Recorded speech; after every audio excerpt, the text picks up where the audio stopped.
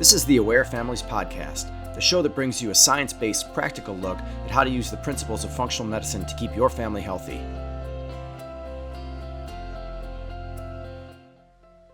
Welcome back to the Aware Families Podcast. It's been a little bit of a gap here. We're trying to get back on track after some out-of-townness and illnesses and things like that. So welcome to Pillar 6, Sunlight, Nature, and Environment. So this week we're going to go over the final pillar, but it's by no means the least important.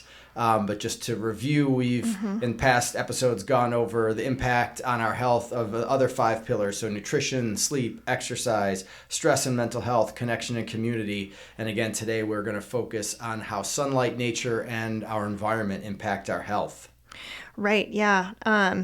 We have briefly maybe mentioned some of these things in the previous podcast. And so it's kind of exciting to get to actually dive in deep to it, with it today. And especially now that we're starting to see some of the sun come back out here in northwestern Montana. Yeah. And I know people in the South probably don't realize how much of an impact that really is. But, know, here and Seattle and basically a lot of clouds.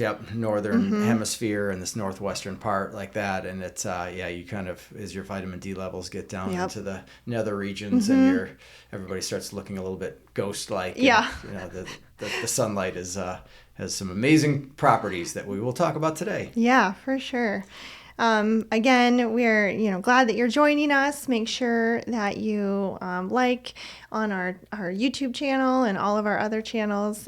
Feel free to leave us a comment. We'd love to get feedback and we'd love to interact with everyone listening to the podcast as well. Yep. And then after we're done with the final pillar, we're going to start going through some of these other areas. We're going to obviously do more nutritional dives. We're going to have a lot of stuff on GI health, since that's kind of my shtick. We'll do some hormones and women's health episodes. So we're gonna really start being able to branch out a bit, because we'll have covered the fundamentals that are really the base of all health, and especially in functional medicine, but then really kind of do some other dives and some other interesting topics. Right. And I guess we could even give a little sneak peek of our plans to do some interviews with some other folks here. Yep.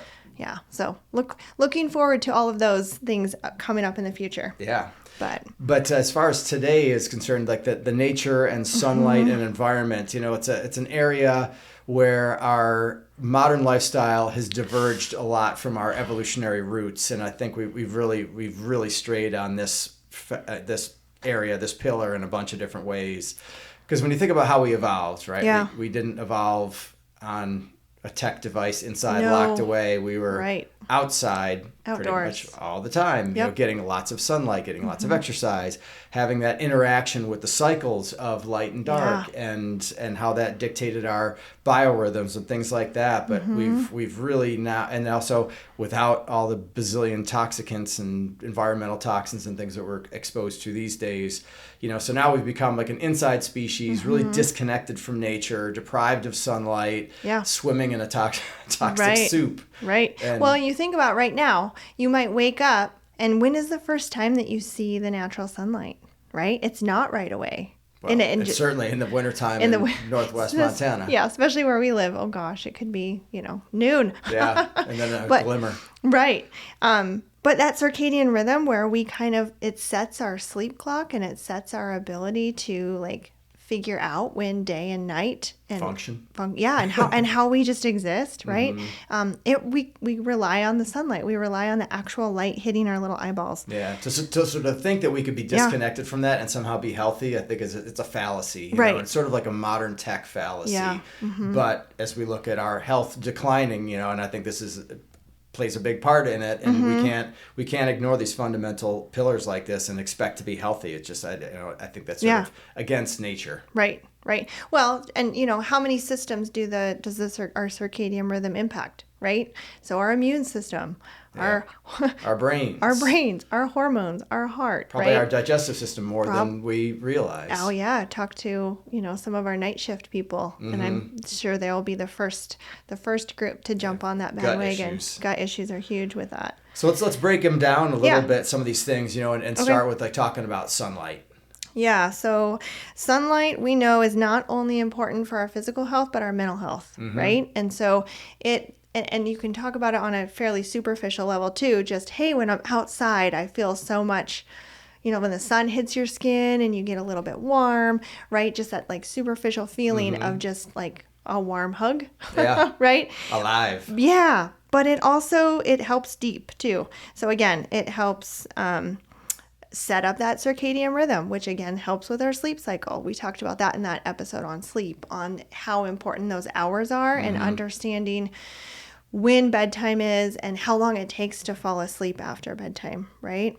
And that sunlight can help set that rhythm up. And if you're not seeing that or any light, any real light all day, or not till much later than that, sleep clock isn't really getting set. It's sort of just drifting and on some weird cycle that may not, I think some people do better than others. And I think there's some sort of maybe genetic predisposition or something that, we don't really know of yet of why it's so, there's some people that are so profoundly affected by this. I think everybody's affected a little bit, but there's some people where it is profound, like the mood and the sleep impact. Well, we just had daylight savings, right? Not that long ago. And I know even just 1 hour can make a huge difference, right? And you're all of a sudden resetting your system to the light at the different time of day. Yeah.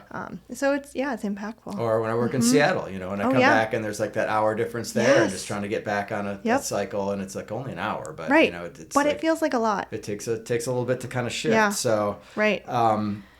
So that circadian rhythm, which I think it also impacts things like your meal times and your metabolism. Right. So you wake up and some people don't have that urge to eat right away in the morning, right? But a lot of people do. The sunlight comes up and it's like, oh, that triggers breakfast time, right? And then we kind of have a midday meal, and then a dinner prior to bedtime. But it helps like divide up the day when you're not doing intermittent fasting and you're eating kind of on a regular schedule, which then helps kind of put your body on a timeline, a timing system essentially. Yeah. Yeah. So obviously the natural sunlight is the best. It's full spectrum. Yep. It's got all the all the things that we not just in your eyes, on your skin, things like that, but living where we live and how we live. Yeah. Sometimes you got to look for alternatives. Right, because up here, when does it get light out? Yeah, I mean it's in the winter. Yeah, and now with daylight savings, it's just still 8, 9 a.m. when you're at work or at school before there's you're really having a chance to get much on there. So, and I don't know if you've played around with any of the sad lights or the quote unquote happy lights. A little bit, not enough to feel like it was a replacement. Yeah. For outdoor so lights, these are lights that you can get anywhere. They have them at Walmart, Target, anywhere, ordered on Amazon, and they're more full spectrum. It's not just like a little fluorescent light, and so they're generally about the size of like an iPad, and you are generally just supposed to have it kind of shining on your face for 10-15 minutes in the morning, maybe when you're eating breakfast or kind of getting ready or doing something, and you don't sort of stare directly in it, but that light is kind of getting into your eyes, hitting your, getting into your retina, and that then it transmits into your brain, and that can also, for some people, really profoundly affect their mood, and that helps to kind of set that sleep clock, that sleep timer going, so they find, and I actually use one of these myself, and I definitely find I sleep better, and it kind of helps get me going in the morning a little bit more, and these things are not super expensive. There's a bunch of different brands. Again, Verilux, I think, is the one that we use, but there's a bunch of different brands out there, but you just want to make sure that it's got that kind of full spectrum thing, and you can dial up or down the intensity, and you can put it on for anywhere from like 5 to 20 minutes. I don't think you really necessarily need more than that until the sunlight actually comes back in its real form. But it's one of these like quote unquote biohacks, but I think for some people it really can make more differences than others, and that serotonin effect. Yep. Right, because we just exactly what you just said, the impact of serotonin on our mood, right? And so when that exposure to sunlight really triggers that release of serotonin, and that serotonin is a hormone which impacts your mood positively. So when we have a drop in serotonin, that can signal some depression or depressive type symptoms. So there's that special area in your retina, and it triggers the serotonin release. And so when we have light that hits that area, it triggers serotonin. And so it kind of does make you feel happier, right? So hanging out on the beach. And hence that study that you dug up from just a couple of years ago in 2023. Right. Yeah. So, and this was done on nurses, right? Yes. Okay. So, one of these studies done in the Journal of Risk Management and Healthcare Policy, where they evaluated nurses, because when you're in an OR, right, you are in four walls, no windows. Yep. Fluorescent lighting, No natural sound, no natural light. And they did the study on operating room nurses, because typically you're going to work really long hours, right? So you're not going in for 2 hours. You're in there for 12 to 18. And very little sunlight. And they found that positive association with sunlight exposure and mental health. And then they found poor mental health that was positively associated with more chronic disease. So not getting the light was a kind of a trigger for poor health outcomes. Physical and mental health. Physical and mental. Yep. Not just one. Yeah. So, that's just one of the studies, right? Yeah. There's actually multiple studies, and they do study on nurses a lot, because nurses do work real long hours, and often in places like the OR or whatever, where you don't have. Yeah. So even 10 minutes windows. of direct sunlight, if you're in an area where you wake up or in the summer months here where it gets light at 5 a.m, getting that direct sun on your face, on your skin, can be huge. Just trying to take that pause, or maybe you have your coffee outside, or maybe you can do that and you can do some earthing at the same time, which we'll talk about later. Right. Just to kind of get that that ion balance back in your body. Soon we're getting. Yeah. I mean, there's some areas in the United States that they can do that already. Yeah. Right. Yeah. It's just up here in Montana, we're a little behind the 8 ball on that. Yeah. Yeah. And so there's the brain effects, and then what about the mitochondria effects? Yeah, that's what I was just going to say. There's the mitochondria, right, which are those powerhouses of the cell. So kind of like giving you the energy and everything to function, right? Sunlight can boost that energy production process. So there's this near infrared light that interacts with that electron transport chain, and then that's going to increase your energy, your ATP production. And then it improves cellular function. Which is crazy to think we're partially solar powered, perhaps. I was just even though this is a say. little controversial, Right. But that our mitochondria evolved from these little things, like there were at one point in time called chloroplasts, that are the part of the plant cells that harvest sunlight energy and convert that over into their growth energy for the plant. But are human beings a little bit solar powered? Right, I know. So Perhaps, yeah. Growth, metabolism, recycling of waste products, right? So like get rid of the bad, like help facilitate that whole process. And they also have, like infrared saunas. So there's a lot of infrared saunas. I don't know if you've been able to play in one of those. Not in a while, but yeah. Yeah, it's been a while since I've been in. I was in a traditional one this last little bit, but the infrared one is great, and but not all saunas are the same. So you do have to kind of like take a peek at it. But that infrared, infrared light that's coming out of there is simulating some of the benefits of sunlight and potentially boosting those mitochondria. Yep. And some people get help with like chronic fatigue and fibromyalgia and other autoimmune diseases, other things like that because it's benefit. We're hoping the energy production of the cell, right? Yep. So okay, what about vitamin D? Vitamin D. That's a big one you think of when you think of sun. Yeah, and I think sometimes people think that's the only thing with the sunlight, is because basically our bodies can take cholesterol, and then with the energy of the sunlight kind of reshape that cholesterol into vitamin D, which is essentially a hormone, but it's one of the few that are vitamins that our body can make. And again, if you are exposed to adequate sunlight, as we were throughout evolutionary history, we made a lot of vitamin D, was not an issue. But I check almost everybody that I see here in Montana, and I mean, I can tell you like vitamin D insufficiency / deficiency is epidemic, and technically like I think the cutoff of quote unquote normal is like 30 nanograms per ml, and for what's called a 25 hydroxy or 25 OH vitamin D level in the blood, and I can't tell you how many people I check who are single digits, like a third or less of some people who are undetectable. They're going to get rickets. How many people are normal? Or above 30. I mean, it's not if they're not supplementing up here, we're not seeing it. Yeah. And I've seen some studies where it really does show even down into like the southern U.S. There's still going to be minimally deficient. Because we're inside all the time. Yeah. So it's like, or it's too hot. Right. I mean, so it's a little bit different anyway. Look, I had done some thesis work on postpartum depression and then the northern latitude. Oh yeah. And there's got to be a nice link there.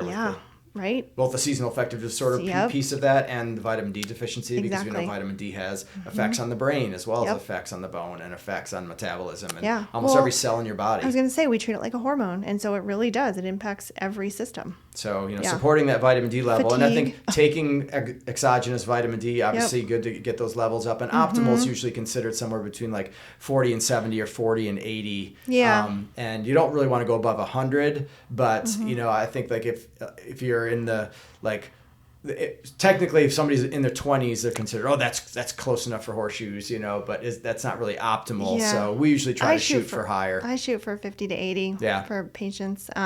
Although this is largely controversial again Yeah, right now and still being debated by the Endocrine Yeah. Society. Like, is it just, is there actually some causation of certain things? Is it just purely an association? Like, I think that's still trying to be flushed out. But I think erring on the side of caution, at least trying to get into that normal range or the lower end of the optimal range, I think has potential downstream benefits for sure. Right.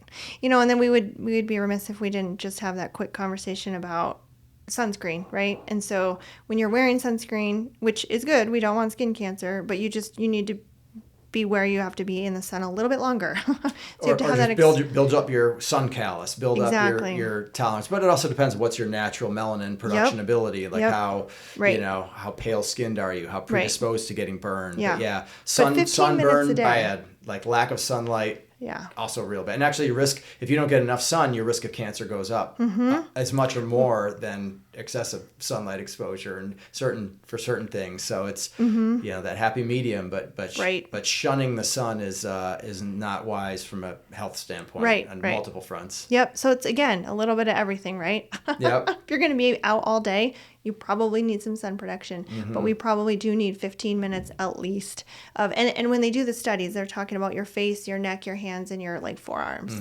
So, it's not necessarily But like up in the northern streaking. the first few nice days here, people are just like, they're stripping down. Oh yeah. Well, my husband wears shorts all winter, so There you go. he'll get sun exposure whenever it is out there. But then we've also seen vitamin D being protective for your bones, might even reduce rates of some cancers. Yep. Right? So breast, colon, prostate might be protective against depression, heart disease. So we know the immune system needs it. So again, just one more reason to go outside. Yep. Yeah. And, in the wintertime, if you're in a place like Montana or Washington State, then taking your vitamin D with vitamin K, because that basically helps to keep the calcium in your bones and not in your arteries. And actually some people have really refractory, meaning they're taking a ton of vitamin D and they can't get their levels up. Try adding 200 to 300 milligrams of magnesium. Yeah. And then all of a sudden, I've seen that with a bunch of my patients, and all of a sudden, boing, their vitamin D levels get up into a good range. Right. There's an assistance in that metabolism of vitamin D that if you're low magnesium, which a ton of Americans I was just gonna say, that it can kind of bump that up. Right. Magnesium is helpful for a lot of other, issues as well. Yeah. So Yep. I have people take it at night all the time, relax, fall asleep, help And the just vitamin D relax. benefits, just another benefit of the magnesium. Yeah, for sure.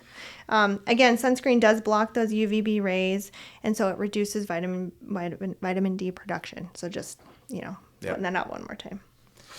So how about contact with the earth and immersion? I know. I was just going to say, so you mentioned this. You gave the hints at the beginning. Have you heard of the Japanese forest bathing, right? Yes. Yep. Yes, I know. And again, this goes back to what you were saying. We used to exist outdoors.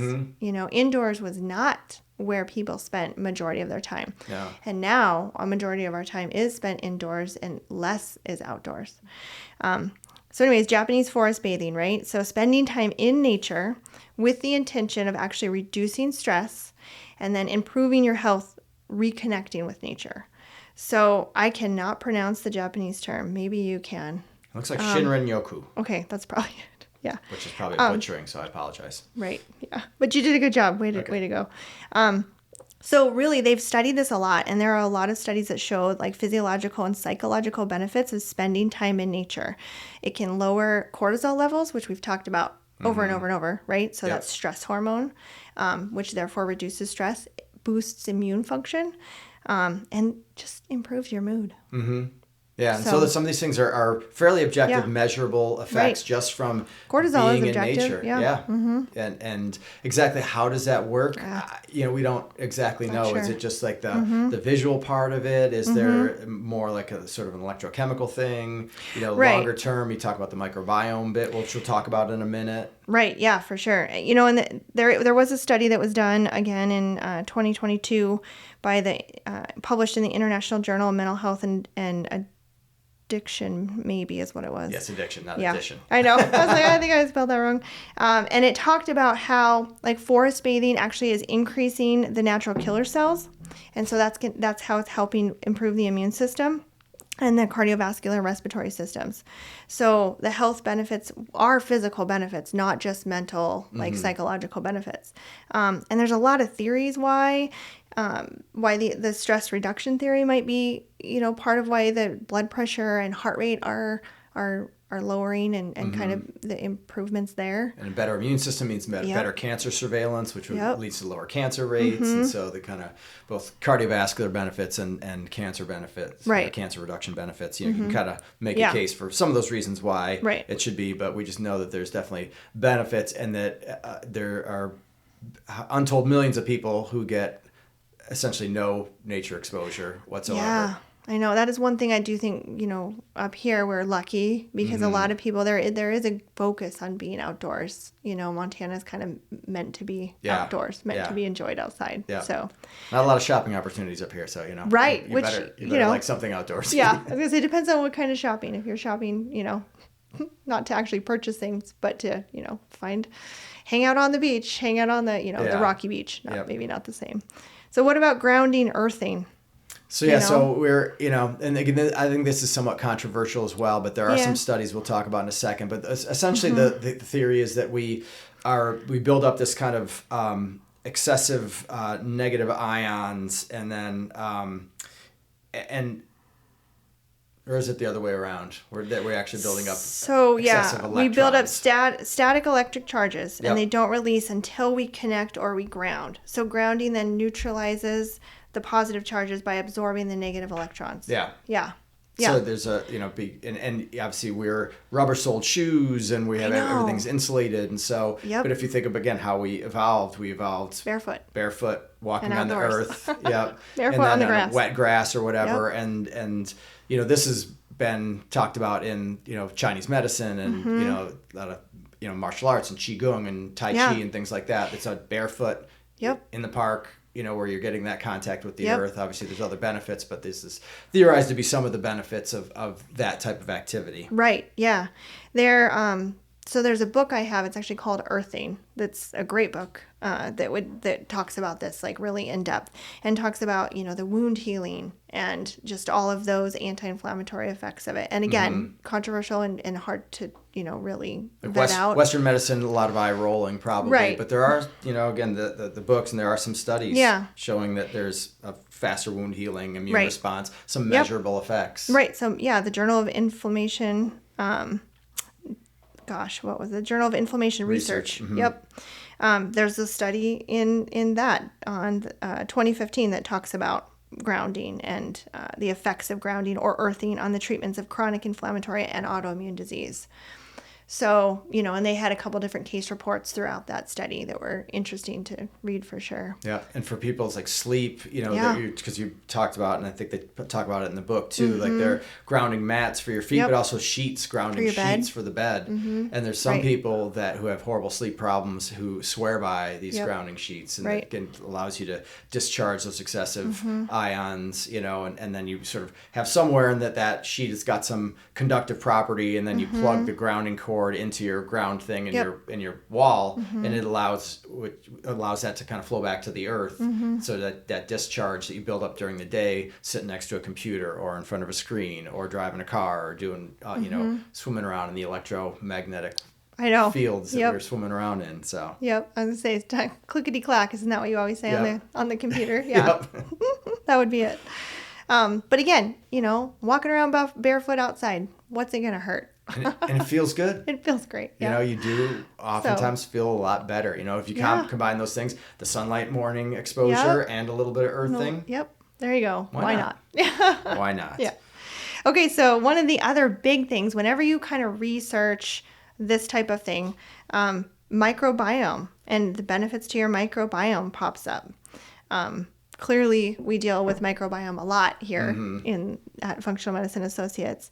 So what things have you heard about that? Well, the soil microbiome, which is a huge field of study, and again, like regenerative agriculture is all over this, and there have been sub-factions of ag people, farmers, that have talked about this for years without anybody really listening to them, and now we're finding out like we've just shellacked the soil by saturating with all kinds of pesticides and glyphosate and things like that we know now directly disturbs the soil microbiome. And the soil microbiome, which are all the different types of microbes and the fungi and the bacteria that live in the soil, which actually are required for the plants to be healthy and the plants to grow and the plants to absorb the nutrients they have from the soil itself. Without that, it's just dirt, right? Yeah. And that's the difference between dirt and soil. Soil is a living thing. It's a living, breathing thing that has all these different bugs in there. And the health of that soil microbiome is directly tied in with the health of our own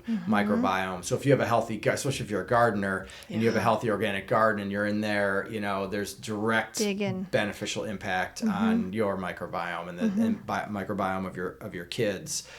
So that, again, regenerative organic farming, where you're doing a whole host of things to support the growth, and making those compost teas and stuff like that. If you've ever watched The Biggest Little Farm. No, I haven't. It's an amazing documentary where they took this completely dead farm, this dead orchard, and turned it, it took them, I think, about 5 to 7 years, but turned it into this paradise, and they showed them making this huge things of like compost tea and then just like spraying it on this stuff. There was dirt. It used to be soil, but it was no longer. It just got destroyed. And then all of a sudden, by using regenerative agricultural techniques, the stuff that they were growing and everything supported everything else until it was this balanced ecosystem, and it was literally Garden of Eden. It was so inspiring. Awesome. That is awesome. We have a gal up here. Her name's Michonne Mercer, and she runs Plow Girl Farms, and she does awesome classes on basically this, but for your own backyard, right? Your own home garden. And cool. And it's really cool. She's got a website. She's a phenomenal teacher also, but talking about seeds and harvesting your seeds, and then how to plant your garden so that everything benefits off each other, right? You put the right veggies in the same area, and she does a really nice job. But similar to what you were just talking about, only on a a little bit smaller scale.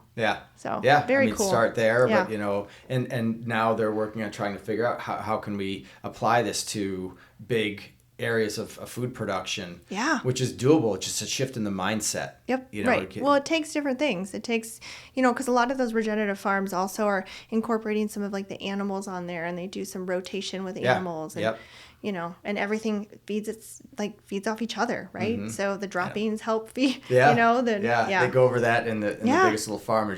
I love it. It's so cool. I'll have to watch it. So that part of it, and then we talked about the microbiome benefits, right? And then the effect on the heart rate variability. So this is another area, again, sort of you could test it on yourself before grounding or earthing. See what your kind of average morning heart rate variability is with your device. Whether you have like a Oura Ring or a Whoop or a Apple Watch or the Morpheus, which is the thing I started using. Right. And then make a change and then see, does that impact, do you start getting an increase in that heart rate variability, showing that your vagal tone is getting healthier, that you're probably overall having like less stress, and you're probably your cortisol is probably dropping. So I think it's just sort of interesting things that are completely safe to play around with, and see if it has a measurable objective effect. Right. And it's not going to hurt anything. Nope. So again, super awesome. I know I feel better when I spend time in the garden. Yeah, absolutely. Yeah. So the flip side of that, and we talked about, obviously sunlight, nature, and environment, but that also means like, what type of environment are we in? Right. Are we in a healthy environment? Are we in a toxic environment? Right. And this is rabbit hole after rabbit hole we could potentially go down. Yeah. So this is going to be kind of an overview, but just sort of things to think about. Right. More high level. Yeah. So, we'll start with air. Air pollution. Thankfully, we're in an area, up here where I think we have awesome, very clean air overall. Right. But, if a lot of people are in big cities, and there's certain, I was in Denver for most of my adult life, and there, the brown cloud is still a very real, and as the population's still around, maybe not as bad as it was in days past. But I used to go for a run in Washington Park, which is really near where I was living in medical school. And it's an amazing park and a great dirt path around the outside. It's like 3.5 miles or something like that. And, but I-25 is like an eighth of a mile from there, I-25, which is, gridlock, congestion, cars. And then you kind of, if you're ever flying in, you look over I-25 and it's just that brown cloud. I was like, maybe I should have been sitting on my porch smoking half a pack of cigarettes. Right. Was I doing benefit or harm, whatever? And that's a bummer because, like LA, Denver are known to be these smog cities, these air pollution, high risk from cities. And, the EPA is still, there's like 14 million people in more than 60 urban locations who have significantly increased lifetime cancer risks, thought to be directly related to these air toxicants, these, these just air pollution things that are found, and obviously industrial stuff, but cars are a big one. Factories, refineries, boilers, power plants, any number of these things could be putting stuff into the atmosphere. Right.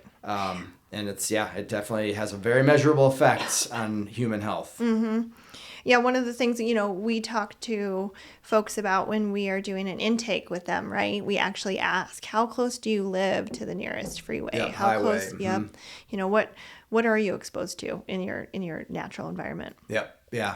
And then we'll talk about some of the other stuff, questions we ask about, like, did you have there's certain things in your house redone, your furniture and your new carpeting, all these type of things that are also forms of it. So the stuff that you think about in a city, so there's things like nitric oxide, benzene, formaldehyde, found from gasoline. There's some things that are found from dry cleaning facilities and stuff that's found in solvent and paint stripper like methylene chloride that's measurable in these air pollution things that tend to be higher in big cities. So, the brown cloud again, so when they measure the brown cloud in Denver, so nitrogen dioxide, formaldehyde, benzene, which are mainly emitted from vehicles. So, and obviously there used to be much more lead because, back in the lead to gasoline days in the brown cloud, that was bad news. And then ozone, when you get those pollutants, that then and Denver's one of the sunny cities in America, like over 300 days of sunshine here, which is amazing. Yeah. But that sunlight with the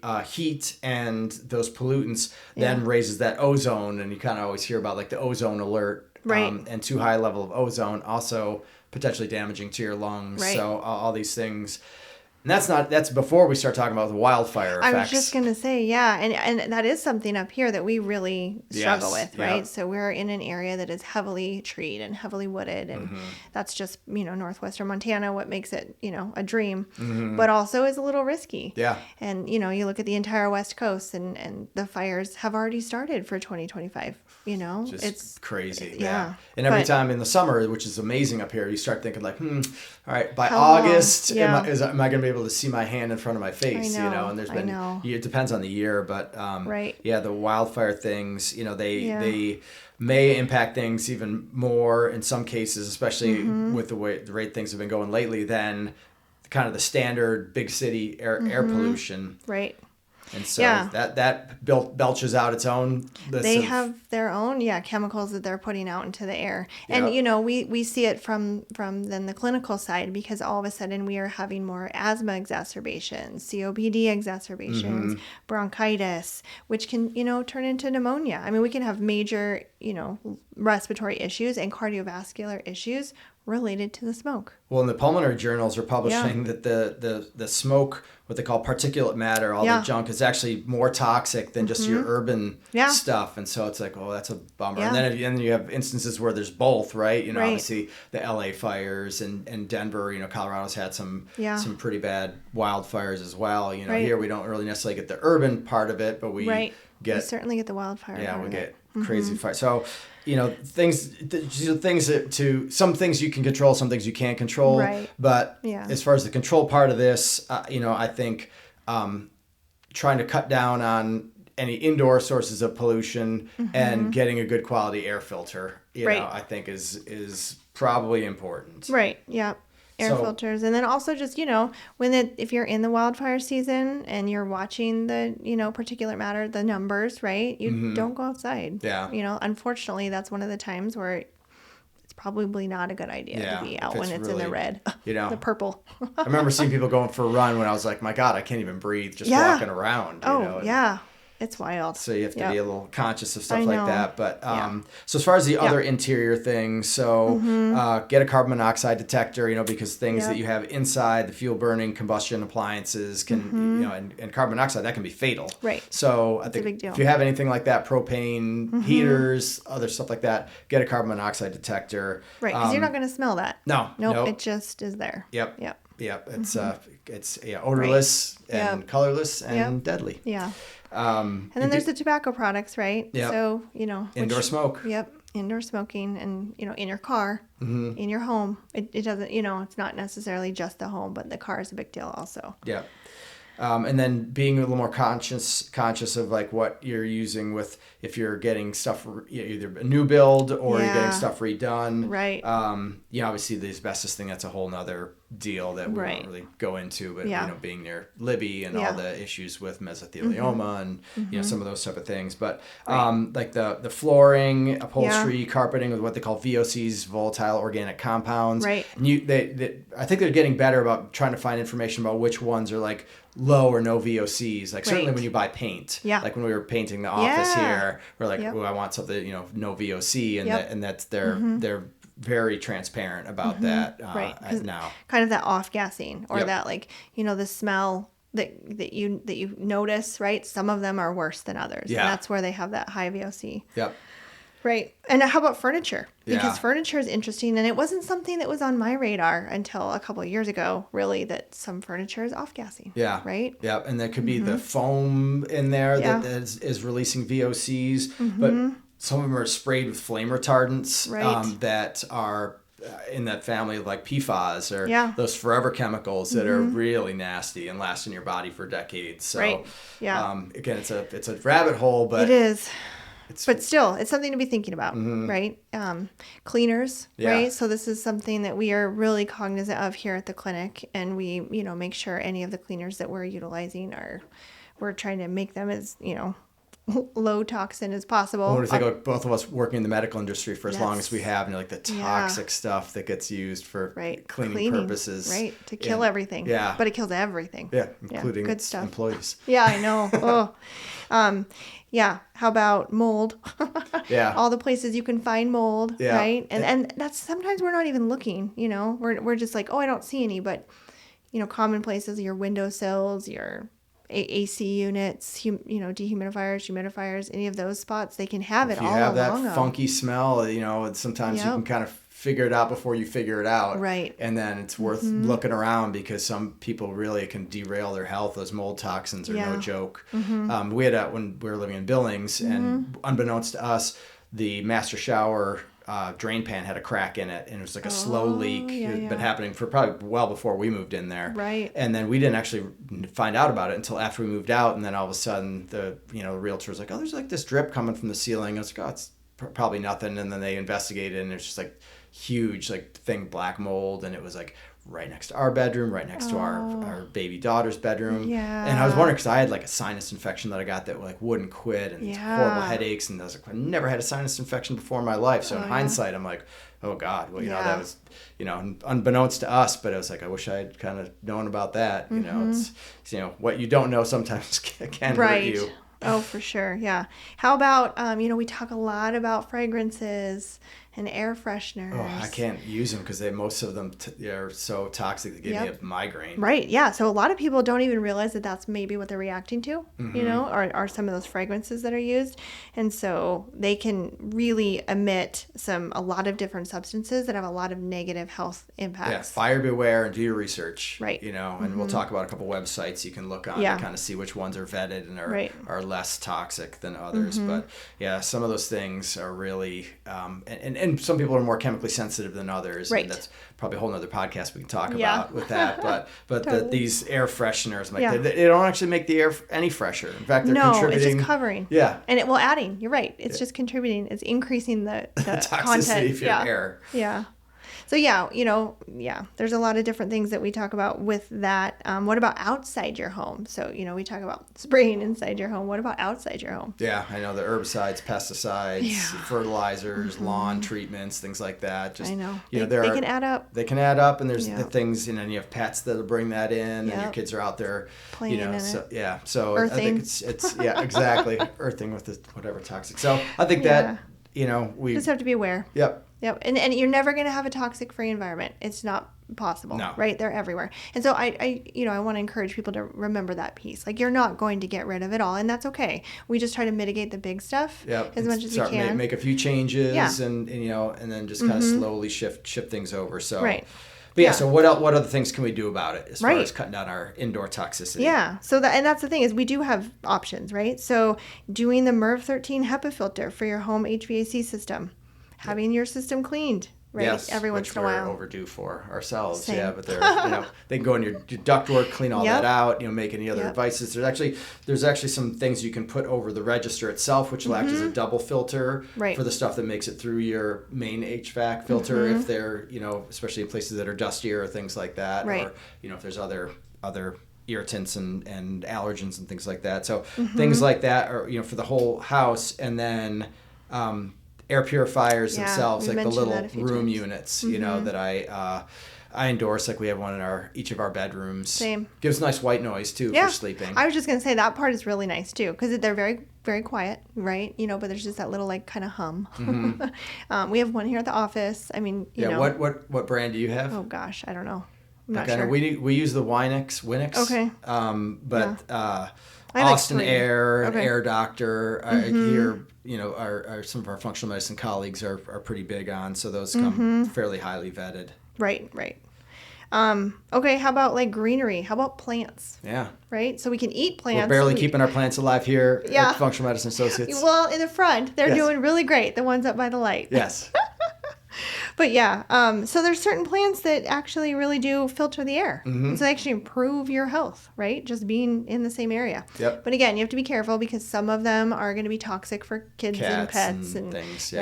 Little cats. We don't have any cats here that are going to get into it, so I feel like we can have so a few is the options. spider plants, are they, I don't know about the toxicity, but spider plants, golden, was it pothos? Yep, Pothos? the snake plant. Yep. Peace lily, but again, the lilies are the ones you have to be kind of careful with a lot of different little critters. Yeah. But again, and they also they look nice, and they make you feel like you're outside. So I know here we enjoy them. I wish we could have them in all of our rooms. We just don't have enough light in the back. But, yep.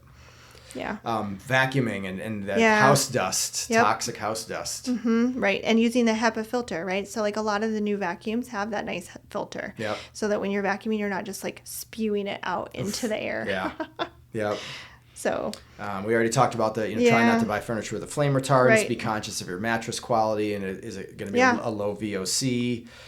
So, we always talk about the EWG.org, the Environmental Working Group. Right. So EWG.org. And then there's also a cool website called MadeSafe, MadeSafe.org, that has a whole list of safer products that they vet as well. So those are two good resources. I mean, obviously you can go down rabbit holes in there, but I think it's, again, information is power. Yep. So knowledge is power, and you do your research, and then again, you're not going to get rid of all toxins, and so just doing what you can to minimize some of the big ones is going to be helpful. Okay, speaking of the big ones, what's one of the biggest ones that we want to be careful for? What's that? Water. The water. Yes. Yes. I know. Water. Every day, right? Water pollution. How about infiltration systems? Yeah. So, I mean, tap water has sketched me out for a long time, and I was like the tinfoil hat wearing guy back in the day, but now I feel justified in being the tinfoil hat wearing guy. Yeah, about with the all water. these forever chemicals they're finding Yeah, everywhere. like oh, the water's fine. Oh, actually, there's a lot of lead in the school systems that they've been testing, and there's those forever chemicals that got into our municipal water supply, and there's these arsenic hotspots that were way above EPA levels and are probably carcinogenic. So don't trust your water. Right. Yeah. You can test your water. Test your water, yes. But just don't inherently trust your water. Whether that comes from municipal or whether that comes from a well, you know, there's potential. I just think, like, especially for like little kids, pregnant women, like, don't mess around with your water. Be safe about it because of all these other potential contaminants. But there's things you can do. So, you know, like the reverse osmosis system, right? And they're not that expensive. I mean, so they're doable. I know we have one, you have one, you know. Yeah, the prices come way down. You know, so you can kind of look into that. The whole house ones are still pricey, but the under sink ones or even the countertop ones, the prices come way down. At least for your drinking, just for your drinking and cooking water. And that's generally what we kind of use it for. You know, it's like we don't have a whole house unit. No, we don't either. But so for the people that are like, oh, we're on a well, it's, you know, we're away from whatever. There are these arsenic hotspots all over the western U.S. where just the arsenic is naturally occurring, and that leaches into the water, and they've found thousands of wells that they've tested with arsenic well above the kind of cutoff levels for safety. And so it's a gateway toxin that actually destroys glutathione, which is your main detoxifying. So it's like opening the door so you can't break down and get rid of these other toxins. It kind of shreds your blood-brain barrier, so it lets all these toxic things into your brain. It's been linked to cancer, heart disease, Alzheimer's, all these things. So yeah, arsenic is no bueno. And some of the like the pitcher filters and stuff like that, they remove a lot of stuff, but they may or may not remove arsenic. Right. And it'll say on there, but again, they list off a whole ton of chemicals and contaminants, but they don't really say what they don't filter. You know, they only say what they do filter. So Brita, you know, we and again, we have no interest in anybody in any of these companies or anything like that. There's like the Brita filter's been around for a long time, and they tell you they're pretty clear on like what they do and don't filter. And I think arsenic was like, there's some filtration, but not super extensive. Yeah. Okay. I don't remember on that one. And then there's these Berkey filters.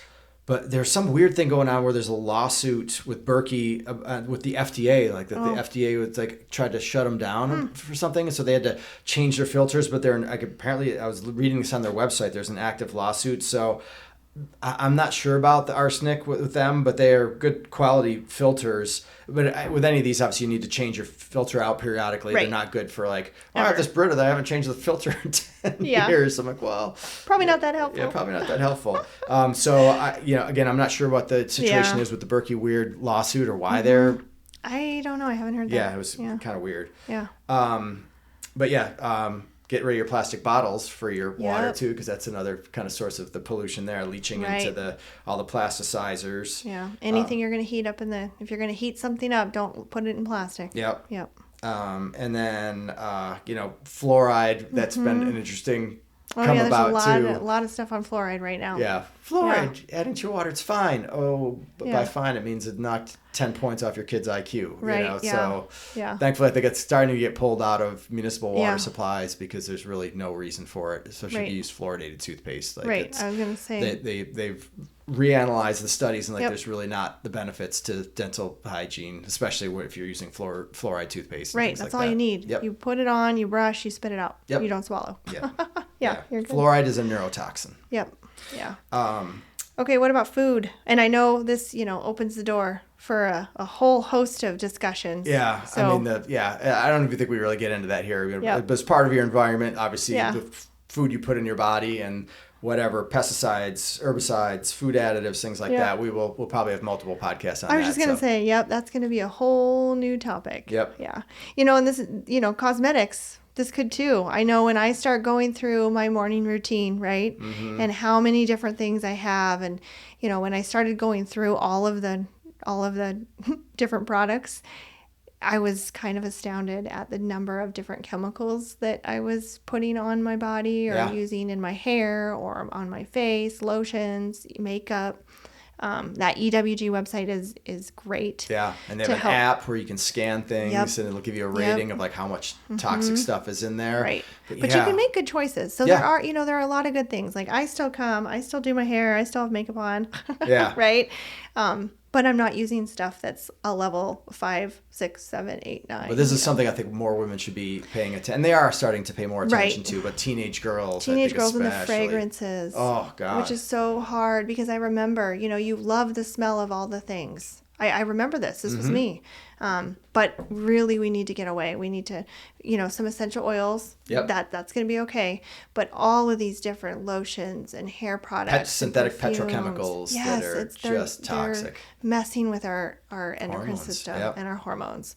And we're seeing that, and I'm not going to say that that's a direct relation to why girls' periods are starting so much earlier. Or breast cancer rates are going up or things yeah. like that. But it's, it's not necessarily that. Yeah. It's absolutely worth looking into. Yeah. So anyway, EWG website is a great one. Yep. I think the Made Safe has some stuff on there too. Okay, I haven't checked for cosmetics on that particular one, but yeah.